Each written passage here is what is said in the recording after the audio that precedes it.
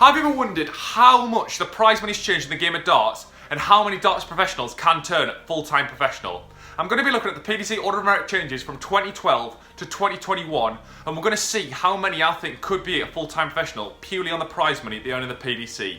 We're not factoring in exhibitions, tax, sponsorship earnings, which would increase and decrease how much you actually earn. We're just going to look at the prize money on the Order of Merit.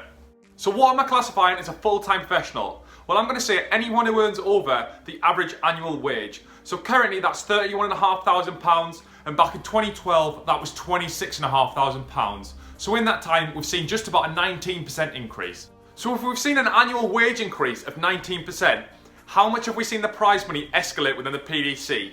Well, in the number one position, Phil Taylor had earned £650,000 back in 2012 in the previous 2 years. Gerwin Price in the last 2 years has earned 1.3 million, which is over 100% increase.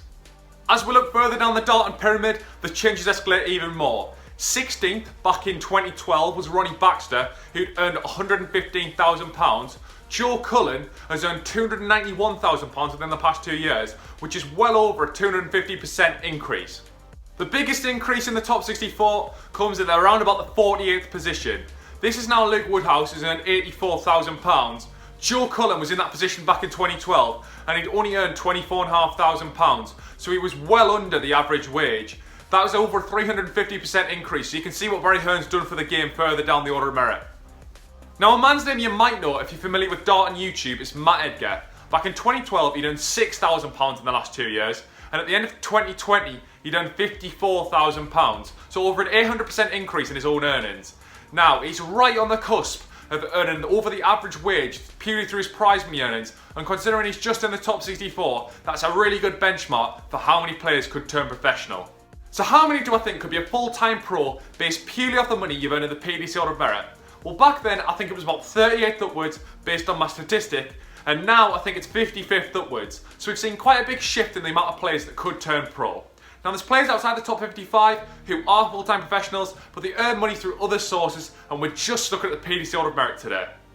So what does this mean for the game of darts? Well, back in 2012 we didn't have that many full-time pros because the prize money that trickled down the Order of Merit wasn't that high.